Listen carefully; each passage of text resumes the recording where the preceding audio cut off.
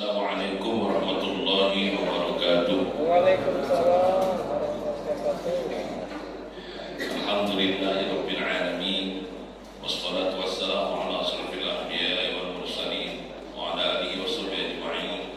Allahumma shalli ala Muhammad wa ala ali Muhammad. Wa la rabbi shrah li sadri wa yassir li amri wa hlul 'uqdatam min lisani yafqahu qawli. Yang kami hormati Ketua dengan pengurus Masjid Al-Tohar, Ketua Seksi Peribadatan bersama anggota yang kami hormati, para jemaah, Bapak Ibu hadirin rahimakumullah. Syukur kita sama Allah karena hari ini sampai tanggal 4 Jumadil Akhir 1446 Hijriah itu masih diberi kesehatan kesempatan oleh Allah. Ini Jumadil Akhir, Pak. Bulan depan sudah Rajab, sudah Rajab Sya'ban, sudah Sya'ban Ramadan. Jadi 2 bulan lagi setengah ataupun 2 bulan lebih dikit kita insya Allah akan menghadapi Ramadan. Kalau masih hidup, ya kalau masih hidup meninggal baca dulu lagi. Makanya kalau aku pesan dengan jemaah dua, kapan duduk kajian itu nggak usah pindah-pindah. Jadi ketahuan mana yang tak hadir, mana yang tak hadir. Tidak usah diisi tempatnya. Akan ada Aryo di situ dah hadir lagi, tidak tahu siapa pengisinya masih. Pak Judan duduk di situ, aku ingatnya, tidak tahu siapa pengisinya masih penuh terus. Anda aku kapan mau tidak hadir biarlah, tidak usah diisi. Jadi kemana si Anu tidak hadir? Ya kamu yang tak ngaji itu maksudnya ya. Bukan karena apa-apa. Kalau memang Allah Subhanahu wa taala sudah mengisyaratkan sama kita dah bahwa kita ni bakal balik kali hadap Allah. Makanya kalau dia ngomongkan sama ibu-ibu, Bu, kalau lu banyak nanya, misalnya kamu nak ke masjid, aku nak ngaji banyak tanya, ngapa nak tertonian kamu tu nak ngaji, ngapa nak tertonian kamu tu nak semayang? Jawabannya cuma sikap, oh ya aku nak ngaji. Jadi iya Pak. Siapa yang baca ibadah kepada Allah kalau kita tidak ada mati? Makanya orang-orang ateis, orang-orang yang tidak percaya dalam hari akhirat itu, dia tidak memikir kematian, tidak. Hendak dia orang yang buka bumi. Dan ungkapan ini kadang-kadang kita dengar dalam masyarakat. Oh, percaya ada mati, wah, kenal itu. Artinya, kalau kita ibadah kepada Allah Subhanahu Wa Taala, kalau kita tahu kita bakal mati. Kalau tidak bakal mati, untuk apa? Nyapa-nyapa ibadah kayak semuanya. Untuk apa sedekah? Ngabis-ngabiskan duit baik. Nah, tapi kalau kita nak mati, kita sadar Allah katakan sudah di dalam Al-Quran, dan kata yang kita bawa ini kecuali amal soleh. Wal asri innal insana fi khusr illa alladziina amanu wa 'amilus shalihat. Kapan dia beriman beramal soleh, beriman beramal soleh. Ngapa? Supaya amal soleh itu diterima oleh Allah. Karena kita ngakukannya dengan iman sama Allah. Kamu cak kita ngaji ni, Pak. Bu, kalau kita beriman sama Allah, nak selama apapun ngaji itu terserah. Ini dah diingat, nah kawan itu percaya tak lama. Nah ini banyak. Jadi artinya apa? Artinya memang dengan izin dan kuasa Allah kita masih diberi kesempatan oleh Allah. Sudah banyak tua-tua kita ni, jemaah-jemaah kita ni yang sudah dipanggil oleh Allah. Insya Allah Allah Subhanahu Wa Taala menempatkan di sisi Allah Subhanahu Wa Taala. Amin ya Rabbal alamin. Kalau kita ni pajak sering panggil kayak, ya Allah kemanusiaan, tak pernah tinggal dia kajian ya Allah. Saling ngajak kita ni kajian kepada Allah dalam kebaikan. Makanya kalimatnya watawasau bil haqqi watawasau bis sabr. Dalam ayat lain Al-Maidah Allah katakan jelas, ta'awanu 'alal birri wat taqwa wa la ta'awanu 'alal ismi wal 'udwan. Memang ayat lain mengatakan in ahsantum li anfusikum wa in asatum falaha. Kalau kau berbuat baik itu untuk kau, kata Allah. Kalau kau berbuat jahat, perbuatan jahat untuk kamu. Tapi penjelasan ayat yang lain juga menjelaskan bahwa kita berjemaah ini baca saling tolong. Rabbana ighfir lana wa li ikhwanina alladzina sabaquna bil iman. Terus kenapa ayat aku ini bercanda setuju itu kalau memang ibu-ibu itu yang biasa saudara teruskan ayat ini, memang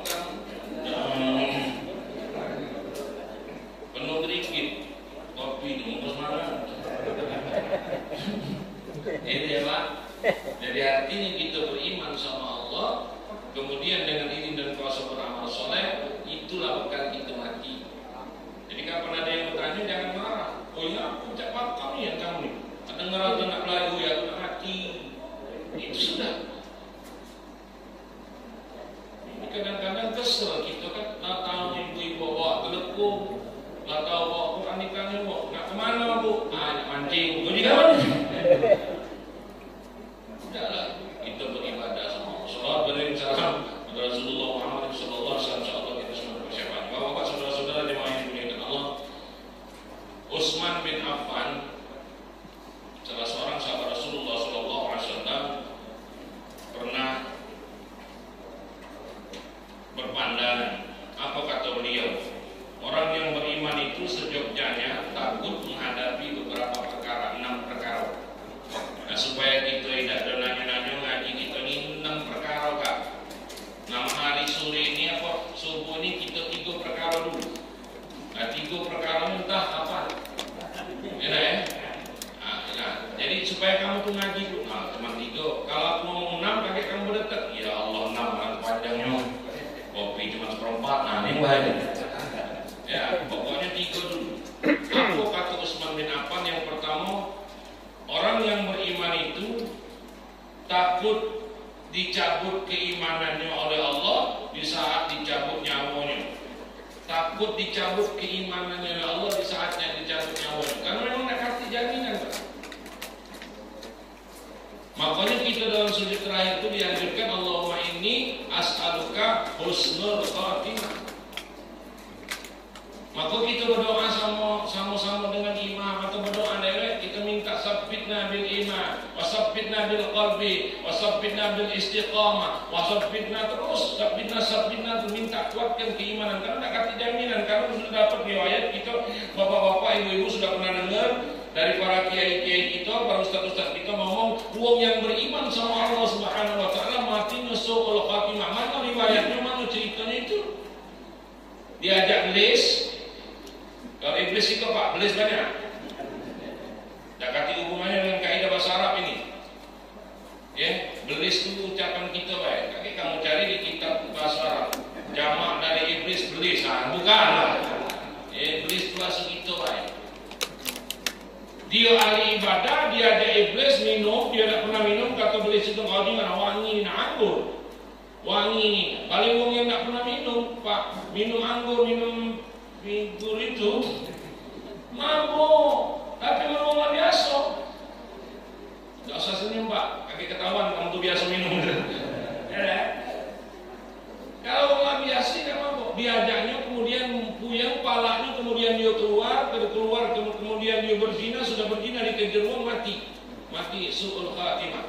Ada orang yang bunuh 199, kenapa Bapak riwayatnya yang dapat riwayatnya? Dia bunuh wong yang namanya 99 ekor, datang sama kiai Muhammad, kiai aku nih dosa 9 numpuk, aku nak bertobat sama Allah. Berapa kau? Ngaku kau dosa 99, aku bunuh kiai. Rai tak kau ni mana nak diampuni oleh Allah, bingsang kawan bunuhnya. Selesai 100. Berlarilah dia dari yang namanya kejaran wong, kemudian dia ingin bertobat sama Allah Subhanahu wa taala, mati di tengah-tengah. Mati di tengah dia tempat bertobat itu. Maka malaikat Zabaniyah dengan malaikat rahmat berebut saat itu. Dia ini masuk neraka, bro. Pokoknya setiap kalimat aku tidak usah kamu jadikan kalimat-kalimat anda baik. Mana malaikat panggil bro, ya? Dia ini masuk neraka. Banyak ni yang namanya dosa ini. Malaikat rahmat, bro, kau dah tengok dari tadi hatinya sudah bertuhan sama Allah. Dari tadi dia pengen bertobat sama Allah, tapi dasarnya baik dia belum menemukannya. Maka Allah Subhanahu wa taala diminta pendapat oleh malaikat, maka Allah izinkan dia dekatkan dari tempat yang bertobat, masuklah di dalam surga Allah. Tapi jangan kita nyoba-nyoba Pak, kalau itu maksiat itu kagak usah. Kalau dah lemah, selama ini semayang maksiat sekali mati, nah bahaya lah. Yang sudah ini cerita Pak. Dan cerita itu urusan Allah. Inna Allah ala kulli syai'in qadir. Allah berkehendak atas sesuatu. Berarti dikehendaki oleh Allah, kita sudah beriman, alhamdulillah. Sudah dikehendaki oleh Allah, kita datang ke masjid, alhamdulillah. Ada kawan-kawan kita yang belum dikehendaki oleh Allah Subhanahu wa taala ke masjid. Makanya tak boleh kita katain, kita aja. Bro. Ayam lah bercucu. Jangan dikata raja kau ni, nak melawan dia takut.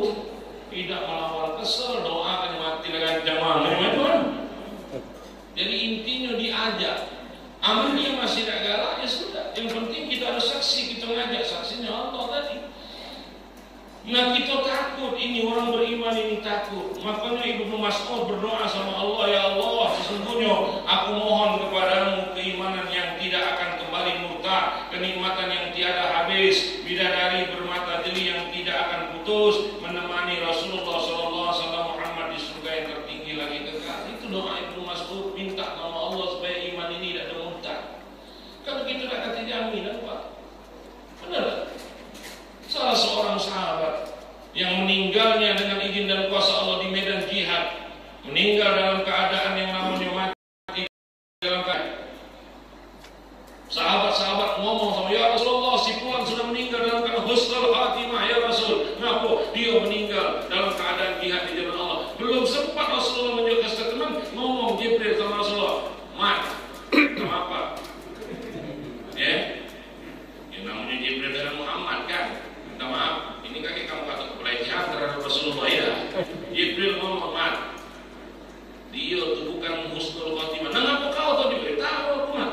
Dia tidak tahan dengan sakit pedang beberapa wacokan di badan dia. Sebelum ajalnya dia bunuh dirinya dewa supaya mati gancang. Dan tidak kati wong yang tahu kecuali Allah Subhanahu wa ta'ala. Makanya aku diturun mungkin tahunan. Apa Rasulullah Jibril baca pasukan itu jadi dia bukan husnul khatimah, su'ul khatimah. Dia mati bukan karena jihad di jalan Allah, mati karena dia bunuh dirinya dewek karena dia tidak tahan sakit. Mana mati? Jadi artinya itu mau beriman itu minta sama Allah.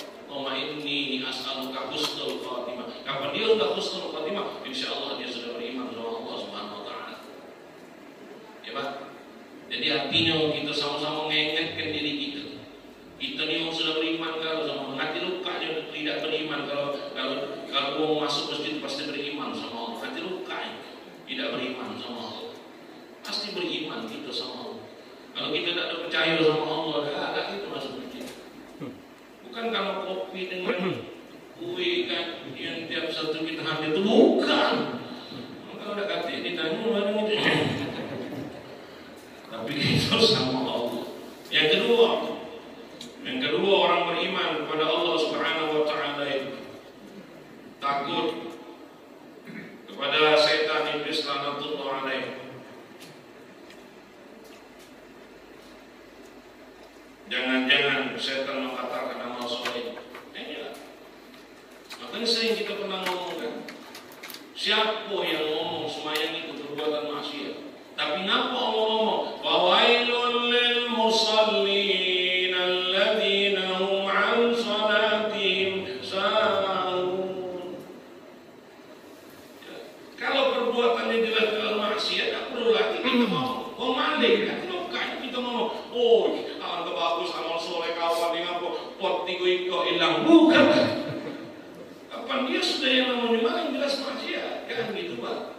Tapi ini kita ibadah sama Allah, takut sama setan. Jangan-jangan saat setan membatalkan amal soleh yang kita lakukan. Makanya Pak ilmu dulu kamu ibadah, minta maaf Pak. Tak kati lagi jarang orang yang pakai. Ada beberapa jemaah yang pakai. Dah kita sebutkan kan, pakai jadi riak.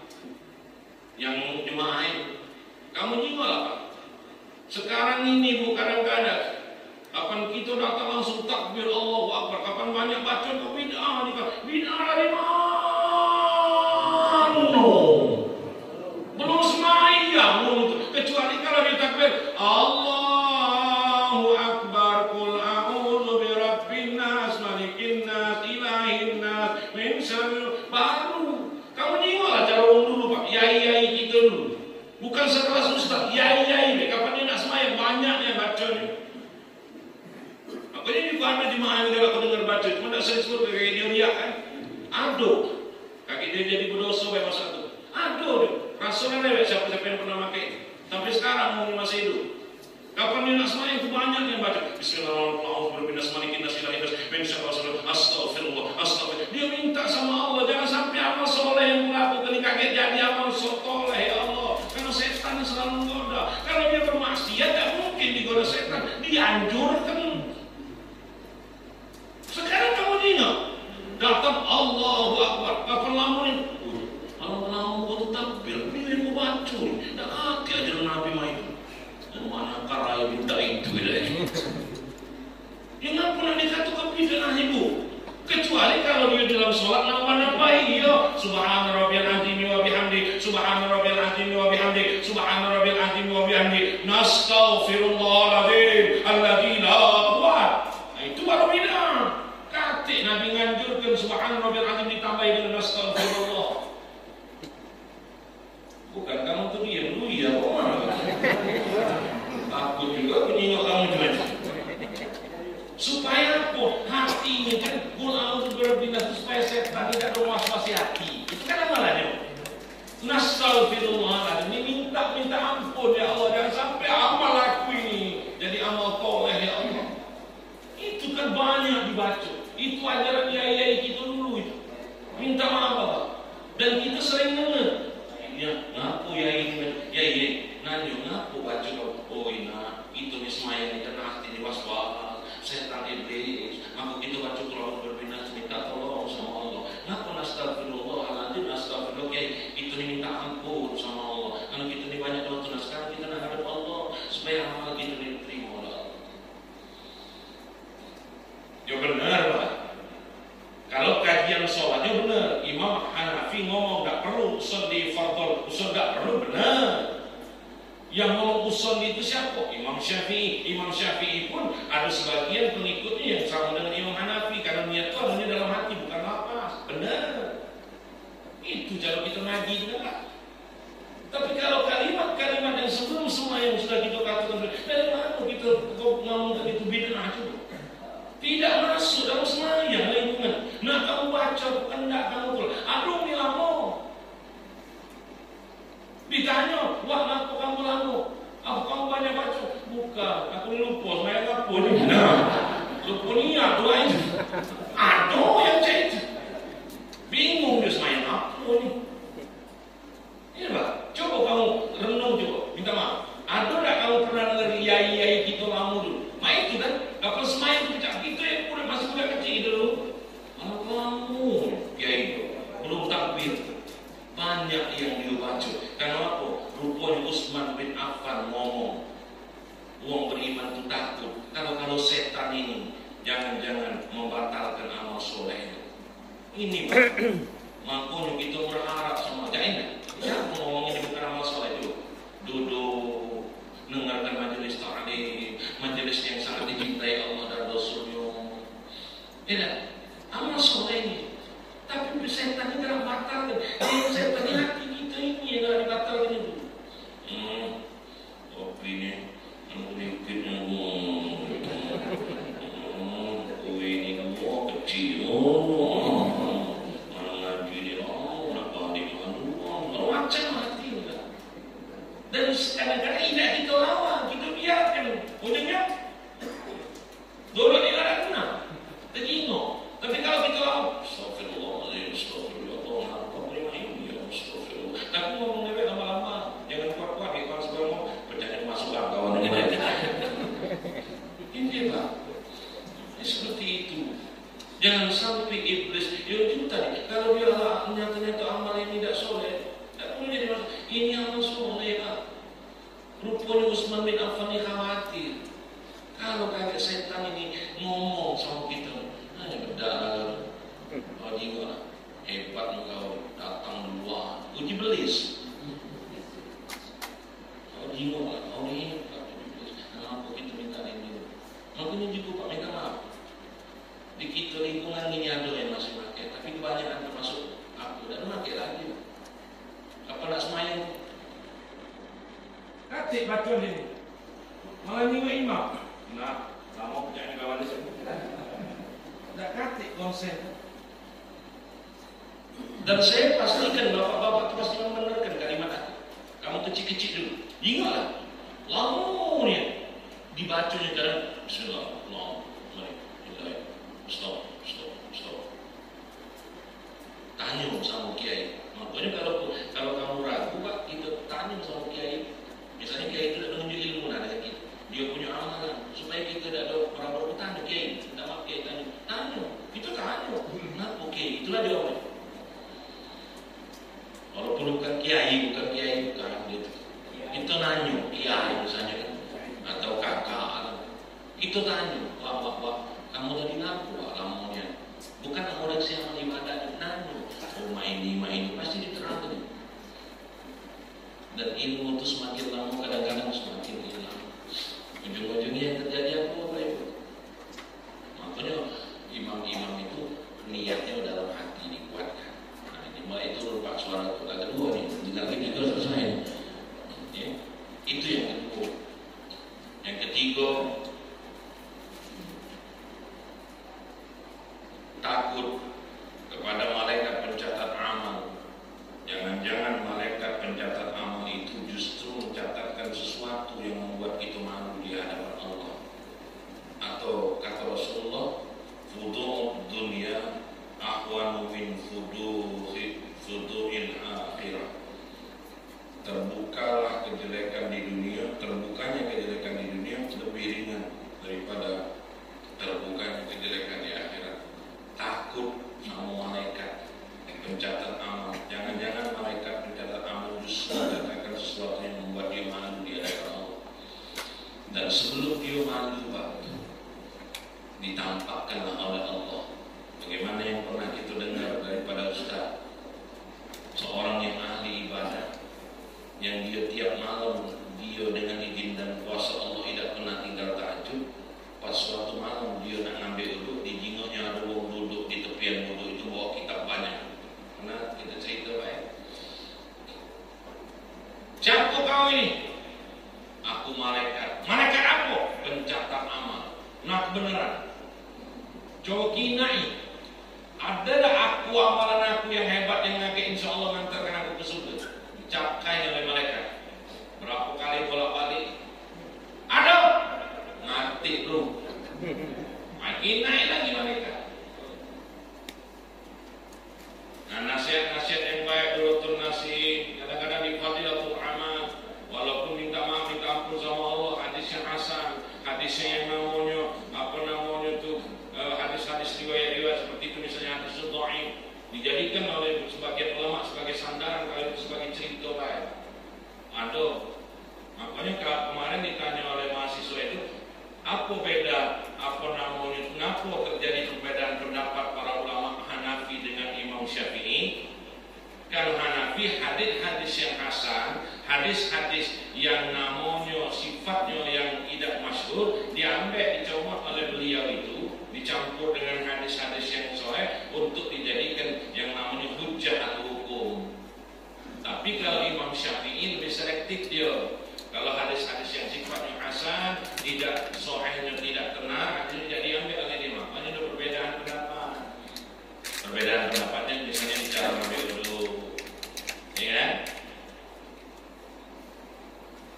Bukan aku dah kamu iyo, iya kan kamu kan ngaji, gitu kan ngaji, kamu itu kan ngaji. Saya pun yang buka kalimat di kitab fikih itu, dia ngambil kitab fikih Imam Syafi'i kan, Al-Um. Nah, ada galak-galak di cerita beliau itu, ada imam lain galak di Imam Hanafi. Nah, Imam Hanafi Syafi'i ini memang galak lain pendapat, tapi mereka tidak pernah saling ngalah ke. Ngapa tidak Imam Malik tu? Imam Malik ini cenderung ke Imam Syafi'i. Ngapa Imam Syafi'i itu muridnya Imam Malik? Nah, Imam Hambali ngapa tidak disebut teguh? Imam Hambali ini tidak masyhur ke seluruh dunia, hanya beberapa negara baik makanya, termasuk Mekah dan Madinah. Itu sebabnya, alasannya itu. Ngapa cakap percaya itu? Ya, asal kita balik lagi. Begitu dijingoknya tak kati 3-4 kali dibuka malaikat, tak kati amal. Oh ya, aku tidak tertinggal semayang mereka. Ini nak baru nak semayang. Kenapa namaku tidak kati dia ada penolak Allah sebagai maksud? Apa kata malaikat? Mereka dapat informasi jelas dari Allah kan. Kau ini memang semayang. Kau ini memang yang namanya ibadah. Tapi ibadah kau tidak ada muaruh dewi ah. Kau dah tengok sebelah kau tu, aduh sudah sekarat, hampir mati kalau tidak makan. Kau itu tidak tahu. Kau dah tengok di belakang rumah kau itu orang yang sedang membutuhkan sangat untuk kau tidak tahu kau sibuk ibadah.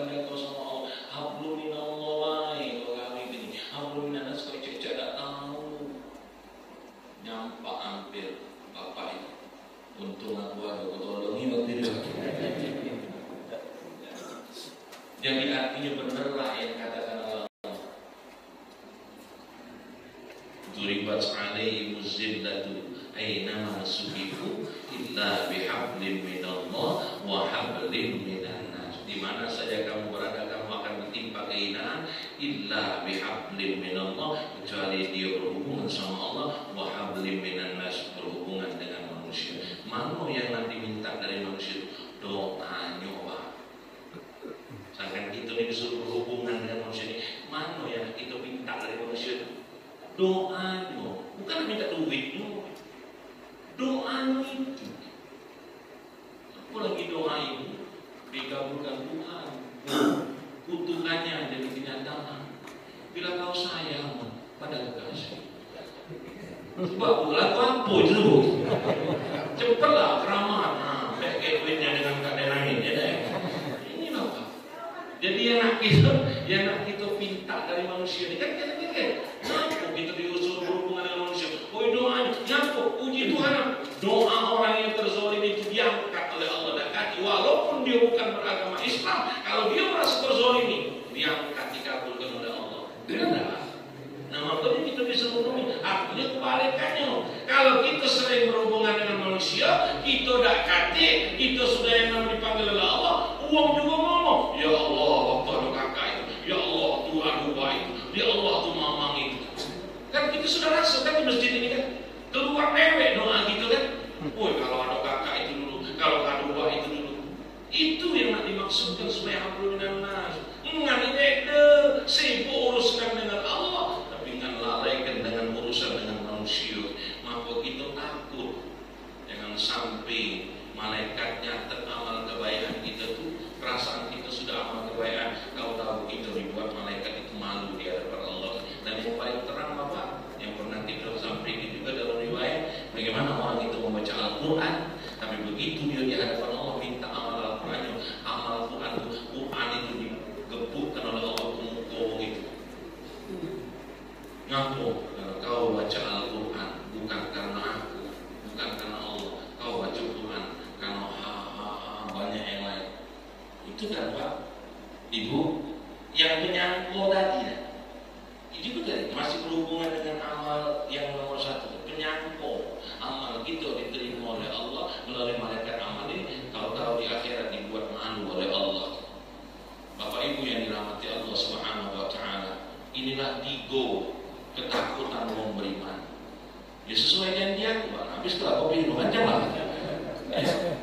Mudah-mudahan ini jadi peringatan bagi kita sama-sama.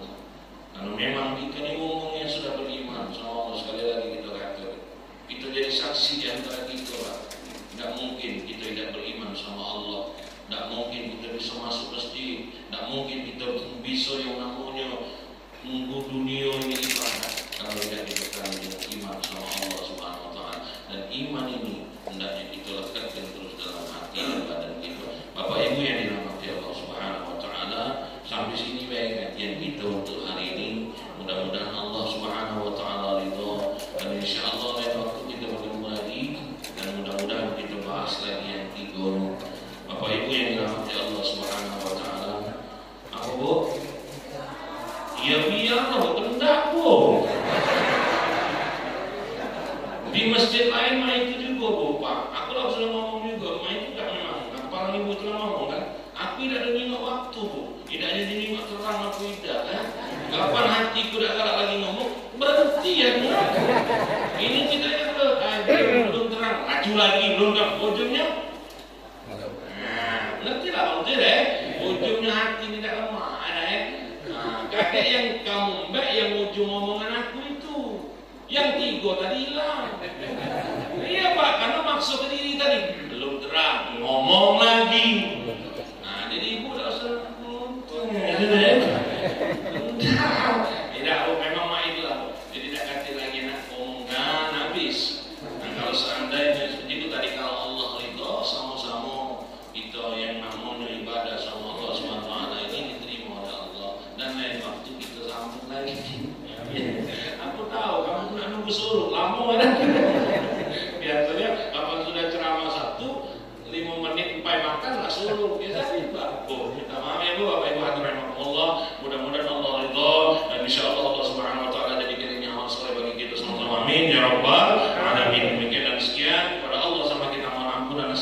nastaghfiruka wa natubu ilaik.